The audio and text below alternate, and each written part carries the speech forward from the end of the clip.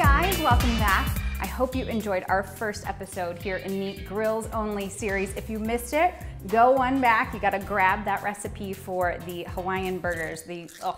Grilled pineapple is just like my favorite thing in the world. So now we are back to the grill, but we're doing our side dish. And instead of our typical French fries, we're doing something a little healthier and also a little unique and fun because I am having kids over. Some of my friends have kids. They're bringing them over for the party that we're gonna have. And so I thought, well, let's do it kebab style. Why not? Potato kebabs. So let's go ahead and jump in the kitchen.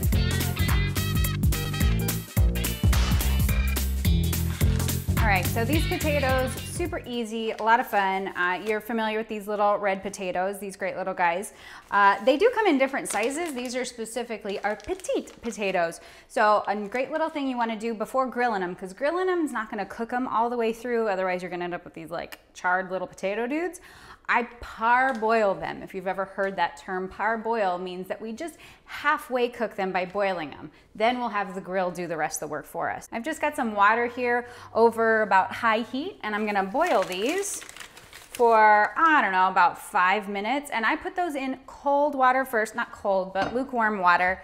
And then I cover that and then let them cook as the temperature comes up. So once they start boiling, then I take it off the heat and then let them chill out for a couple minutes until they are fork tender.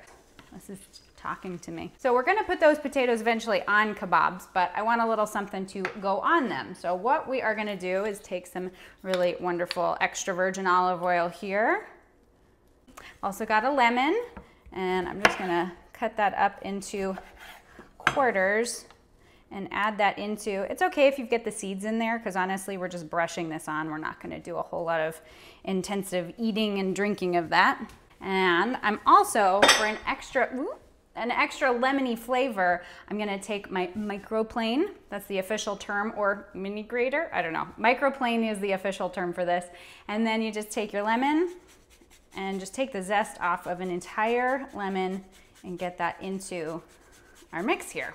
All right, and then I'm also gonna add just some garlic salt to this. Like always, I have got the full recipe linked in the comments below. You can also find it over at joaniesimon.com and get the entire menu for this Grills Only series. And then I'm also throwing in white pepper, and you're like, why wouldn't you use black pepper? Well, white pepper does have a slightly different flavor. It's very nuanced, it's very minimal, but it's a bit of a sweeter flavor. And it also, I like the way that this specific one from Penzeys, it kind of soaks up the oils and the sauce a little bit. So it just kind of makes it all kind of come together. And then always super important, make sure to add your salt so that we get some seasoning on those potatoes.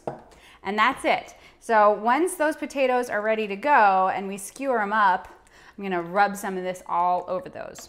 And then when we serve these up, while I continue to wait for those to boil up, so one of the things that I like to serve on the side with this is kind of a green goddess style dressing. This one is super easy, but it's got a load of personality and fun in it. So I'm gonna take some more lemon. Now we don't want the seeds in there because this is gonna get all blended up. So you're gonna stick your paws in there and get the seeds back out. And then I have my fage. I believe that's how you say it. Some people say fage. Fage, I think it's fage. I really do think that. Correct me if I'm wrong, leave me a comment. So we're taking the good old fage here, which is kind of similar, if you've never used it, it's very similar to a Greek yogurt, but I kind of like it's got a bit of a grainier texture to it. So I'm just gonna add that in with our lemon juice. And it's nice and light and healthy, so this is not gonna be, you know, a super mayo-y, you know, heavy, dense sauce. It's just gonna be nice and light to serve on the side of our potatoes. All right, and then from there, I'm just gonna take some scallions, and we are gonna use the whole scallion. I taught a cooking class once, and people are like, wait a minute, we thought you didn't use the whites. And then there was the other half of the class that said, wait, I didn't think you used the greens. Use the whole thing. It's totally okay. It's all completely edible. And they do just add a bit of brightness if you add the green in there. And I'm just gonna rough chop these because ultimately I'm gonna blend it all together. Go ahead and throw that right into our container there. And then some parsley, which Ryan is not a huge fan of parsley in general, but he does like this sauce because it just, I don't know, it adds some brightness, but it doesn't read super parsley-y. So, and these are super simple ingredients, you guys. Nothing too expensive, nothing too crazy. And the best part is that you're making this all ahead so that once your guests get here and are ready to party, you just pull this right out of the fridge and those potatoes right off the grill, you're good to go. And then we've seen this guy before. This is, oh, he's all knotted up. This is my buddy, Ye Olde Stick Blender. If you don't have one of these, I highly recommend it. I will link it in the comments below. It also has a whisk attachment, which I've used in other videos. It makes my day. Because you just go right in and I want to keep those herbs still pretty chunky. I know it's a terrible word, but you don't want to completely obliterate them. So you could definitely do this in a standard blender, or you could chop those by hand and that would be fine as well. But I just like how it makes it a little, you see there, makes it just a little extra green when it breaks all that down. So that's our sauce. Not too difficult. Have a little taste. Oh, forgot something important here. I do want to throw a little extra seasoning in there. All right, so then from there, I just stick this in my serving container, which I'll cover in plastic until we are ready to partay. But just pull all of that out. And this looks fancy. I mean, this looks like you've been very intentional in providing all sorts of accoutrement to your grilled potatoes.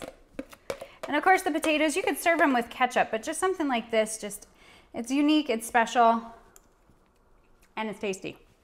Okay, now that this has come up to a nice boil and I have turned off the heat, but now we just want to let them hang out until they are fork tender or knife tender. So they're not totally cooked through because oh yeah, these are perfect. Okay, so I've got it can kind of slightly pierce it. There's a little softness because I do need to get my skewers through it.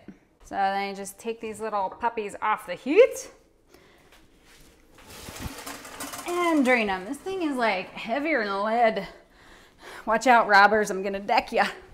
And I would recommend just rinsing these with a little cold water just to take some of that heat off so you can handle them. Can you handle the heat? Those little guys are strained. They're still pretty hot, but I'm a hot mama. I can handle it. And then what we're gonna wanna do, you can either skewer them just like this, or I like to cut them down the middle so that when we grill them, we're gonna grill them with the open side down so they get those cool little grill marks. So you just go through all of your potatoes and don't fry your fingers. These guys are a little kind of greenish, which is totally okay.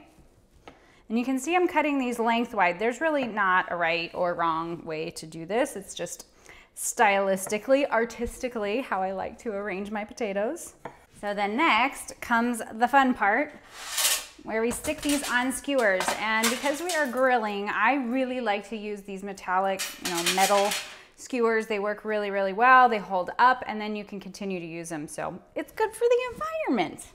And then what I do is, this is the part where you got to be careful because if you do it too high to the top, it'll cause them to split. So you just make sure to get them on the bottom. And don't burn your hands. And then just slide them on down. Easy, right? And you can get kind of creative and put multiple sizes on there, kind of line them up in different orders, but they just kind of look festive and fun. And of course, we've got a whole bunch of little boys coming over. So instantly, these are gonna be potato swords. Now what's great about this recipe too is it is definitely make ahead. So usually what I'll do is I will do it all the way up into this point, prepare all the sauce, everything that we're gonna marinate the potatoes with, parboil the potatoes and spear them all before my guests get here. And then when they're here, all I have to do is throw it on the grill and serve them up. And after everything is properly skewered, just take some of that lemon and garlic marinade that we made and just douse that all over the tops. All right, now it's time to grill these little babies up and get those nice char marks on them. All right, the grill is nice and preheated. We want it to be good and hot, so when we put these kebabs down, they get a nice little sear and sizzle. And safety first. And I'm gonna put these on that cut side down.